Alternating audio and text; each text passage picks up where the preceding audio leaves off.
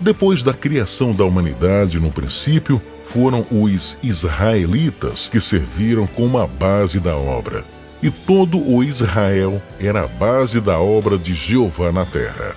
A obra de Jeová era liderar e pastorear diretamente o homem, estabelecendo as leis para que o homem pudesse viver uma vida normal e adorar Jeová de uma maneira normal na terra.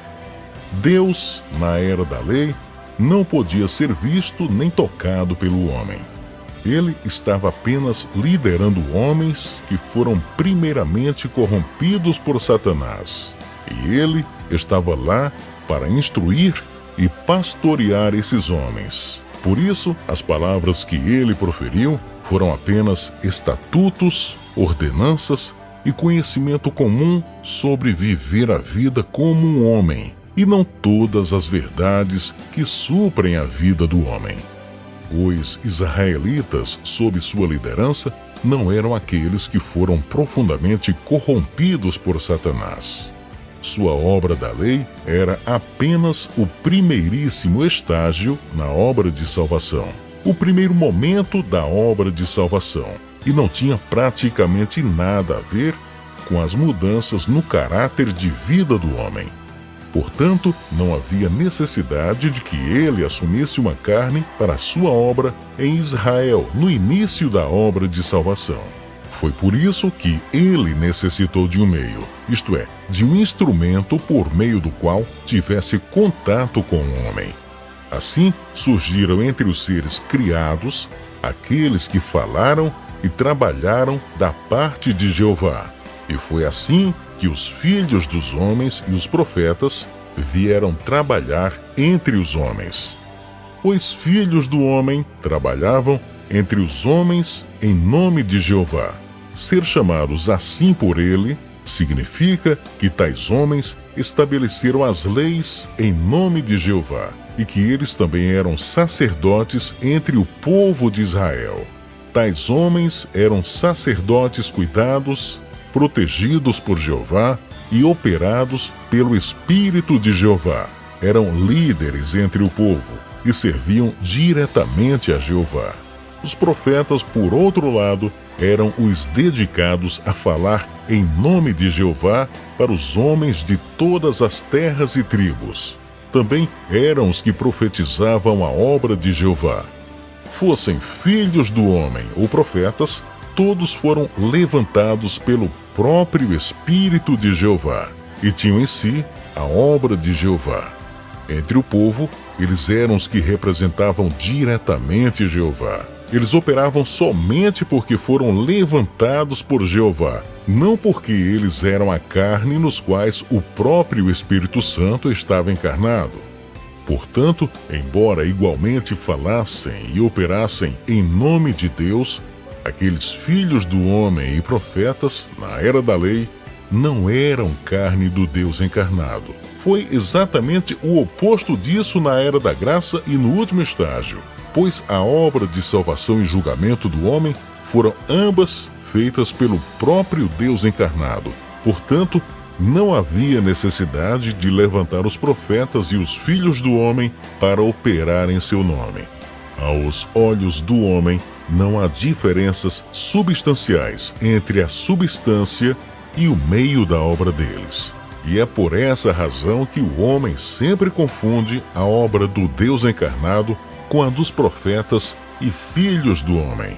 A aparência do Deus encarnado era basicamente a mesma dos profetas e dos filhos do homem.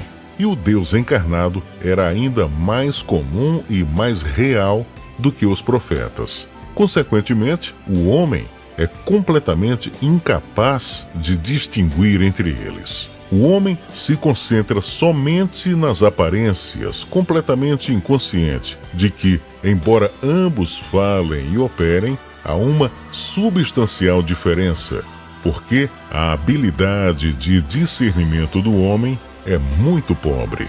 O homem é incapaz de discernir questões básicas e menos capaz ainda de distinguir algo tão complexo. As palavras e obra dos profetas e dos que foram usados pelo Espírito Santo foram todas em cumprimento do dever do homem, realizando sua função como um ser criado, fazendo o que o homem deve fazer.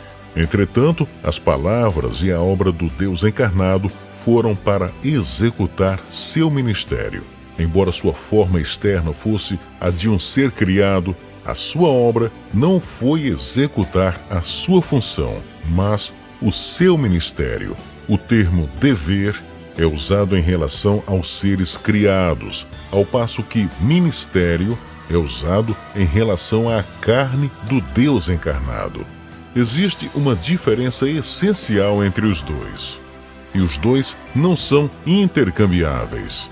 A obra do homem é apenas cumprir seu dever, ao passo que a obra de Deus é gerenciar e executar seu ministério. Portanto, embora muitos apóstolos tenham sido usados pelo Espírito Santo e muitos profetas estavam cheios do Espírito, suas obras e palavras foram apenas para cumprir o dever deles como seres criados. Embora as profecias deles pudessem ser maiores do que o caminho da vida, falado pelo Deus encarnado, e até a humanidade deles mais transcendente do que a do Deus encarnado, eles ainda estavam fazendo seu dever e não cumprindo o ministério deles. O dever do homem se refere à função do homem e é algo alcançável para o homem. Entretanto, o ministério executado pelo Deus encarnado está relacionado à sua gestão, sendo inalcançável pelo homem, seja falando, operando ou manifestando maravilhas. O Deus encarnado está fazendo uma grande obra dentro da sua gestão, e tal obra não pode ser feita pelo homem no lugar de Deus. A obra do homem é apenas cumprir seu dever como um ser criado em um determinado estágio da obra de gerenciamento de Deus. Sem o gerenciamento de Deus, isto é, se o ministério do Deus encarnado se perdesse, então também se perderia o dever de um ser criado.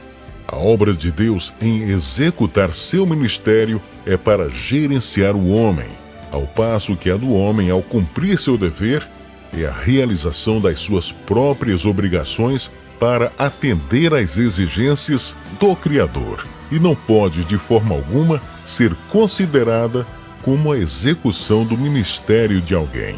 Para a essência inerente de Deus, isto é, seu espírito, a obra de Deus é seu gerenciamento. Mas para o Deus encarnado, que veste a forma externa de um ser criado, sua obra é a execução do seu ministério. Qualquer obra que ele faça é para executar seu ministério. E tudo que o homem pode fazer é dar o melhor de si dentro do âmbito da sua gestão e sob a sua liderança.